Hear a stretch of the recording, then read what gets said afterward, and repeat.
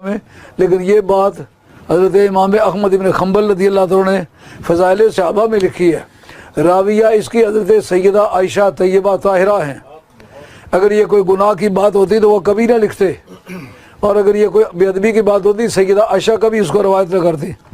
کہتے ہیں میرے باپ کا یہ بھی امتیاز ہے، جو بھاگے ہوئے لوگ تھے ان میں سب سے پہلے میرے ابا جی واپس آئے تھے۔ بھاگے کب ہیں؟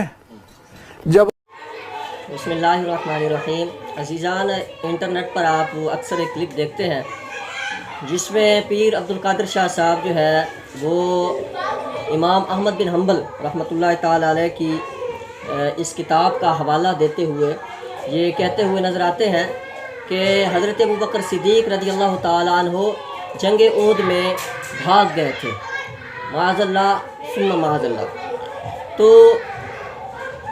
اور ساتھ وہ یہ بھی کہتے ہیں کہ اس موقع پر جب حضرت ابوبکر صدیق رضی اللہ تعالیٰ عنہ واپس لوٹ کر آئے تو ایک شخص کھڑا تھا اور وہ حضرت علی تھے۔ اور تیسری بات وہ یہ بھی کہتے ہیں کہ یہ حضرت ابوبکر صدیق رضی اللہ تعالیٰ عنہ کی شان ہے، کیونکہ امام احمد بن حنبل نے اس کو فضائل الصحابہ کے اندر نقل کیا ہے، تو یہ فضیلت ہے، یہ ان کی شان ہے۔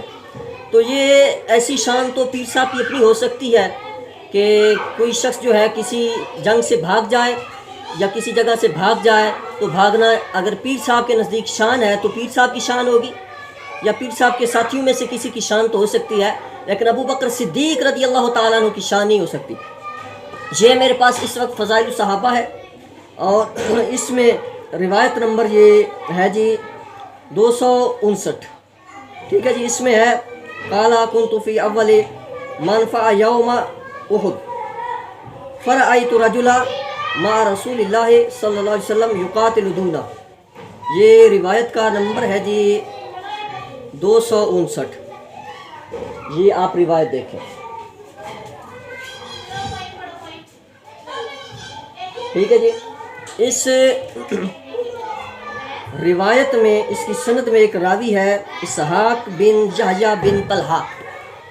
اسحاق بن یحییٰ بن طلحہ جو ہے نا جی، یہ اگر اس کے اوپر بہت زیادہ کلام کیا جائے اور کتب سے آپ دیکھیں، میزان الاعتدال دیکھیں، تہذیب التہذیب دیکھیں، اور خود امام احمد بن حنبل کی کتاب جو ہے اس میں آپ دیکھیں، تو یہ آپ کو بالکل واضح آپ کو یہ نظر آئے گا کہ یہ متروک الحدیث ہے، اور اس کی یہ روایت اس درجے کی مردود ہے کہ پیر صاحب جو ہے اس روایت کو پڑھ پڑھ کے اپنے مریدوں کو خوش کر کر کے اور حضرت ابوبکر صدیق رضی اللہ تعالیٰ عنہ کے بارے میں ایسی بات کرتے ہیں۔ پیر صاحب کو چاہیے کہ وہ ایسی بات کہنے سے باز آئیں کہ جو حضرت ابوبکر صدیق رضی اللہ تعالیٰ عنہ کو پرتان بنتی ہو، اور شیعہ لوگ اس کو اپلوڈ کر کے لوگوں کو کہیں یہ پیر صاحب ہیں اہل سنت کے جو ابوبکر صدیق کے بارے میں کہہ رہے ہیں کہ وہ بھاگ گئے تھے۔ تو پیر صاحب آپ بات کرتے ہیں علم حدیث کی، تو آپ کو یہاں یہ اسحاق بن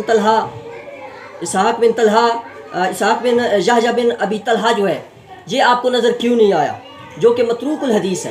خود امام احمد بن حنبل بھی کہتے ہیں، باقی محدثین جمہور محدثین کو آپ دیکھ لیں، کوئی بھی اس کے بارے میں آپ یہ رائے قائم نہیں کر سکتے کہ جمہور محدثین کے نزدیک یہ بندہ جو ہے یہ ثقہ ہے۔ تو آپ کو چاہیے کہ آپ ایسی باتیں جو ہے ان سے اجتناب فرمائیں۔ اللہ پاک ہمیں ہمیشہ ابوبکر صدیق رضی اللہ تعالیٰ عنہ کے غلاموں میں شمار فرمائے۔